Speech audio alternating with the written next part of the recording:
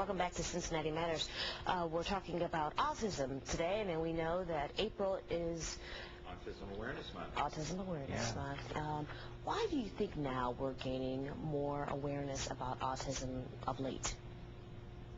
I think that, for one, the prevalence of it you just can't ignore. I mean, again, you mentioned the statistic in the beginning, 1 out of 150 kids being affected by it.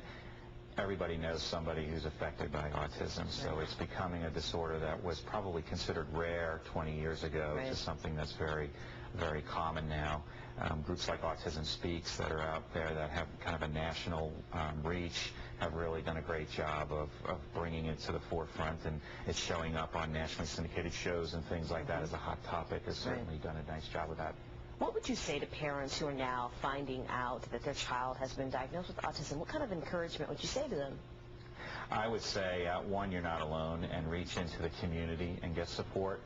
There's a lot of us out there. The most valuable thing that my wife and I have are the friends and the other parents of children, as well as the professionals that we work with.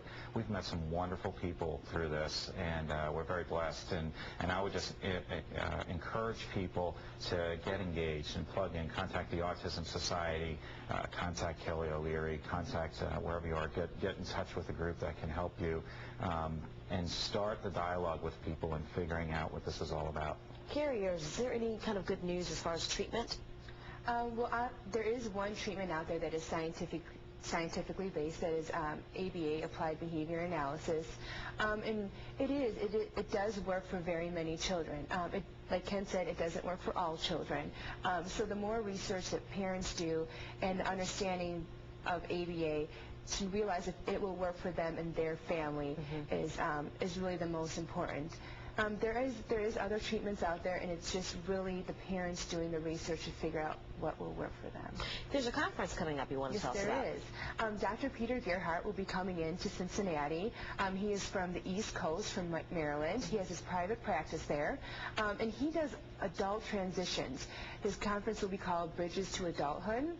And he will be talking about some of the more difficult things like sexuality, transitions, the transition from high school to after high school, that post-secondary, jobs, how to find job employment for children without, or now becoming adults with autism.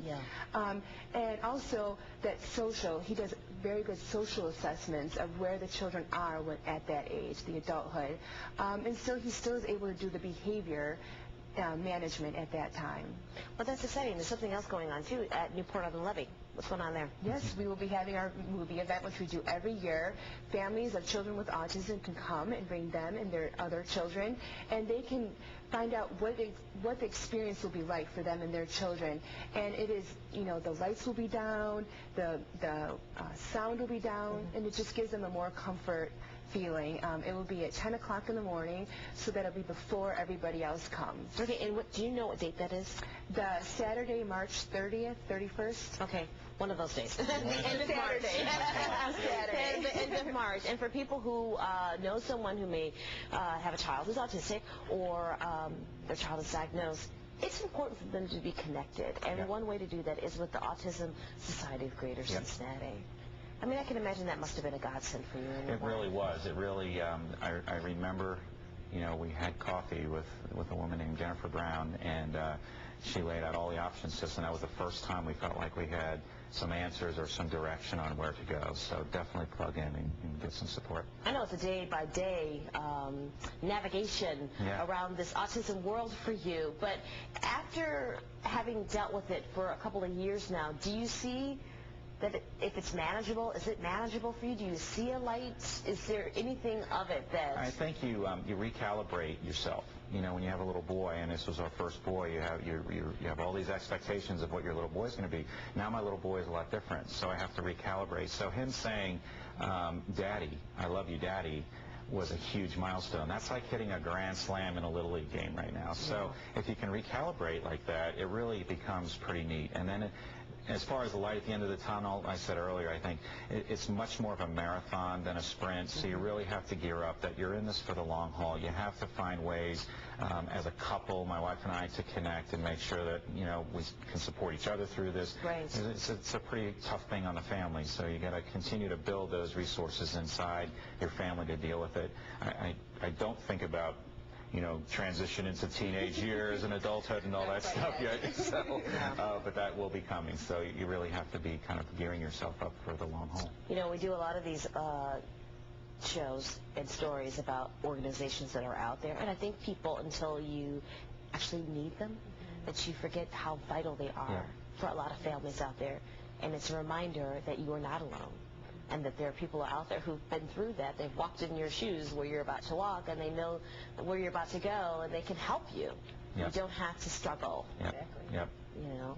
But what is the most common instant fear of a parent when they get that diagnosis, and that you hear from other parents who are newly diagnosed right now? Boy, I couldn't tell you what that is.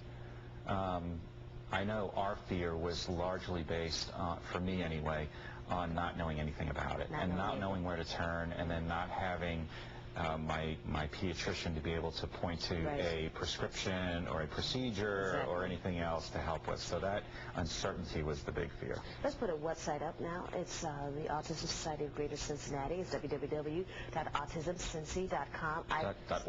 .org.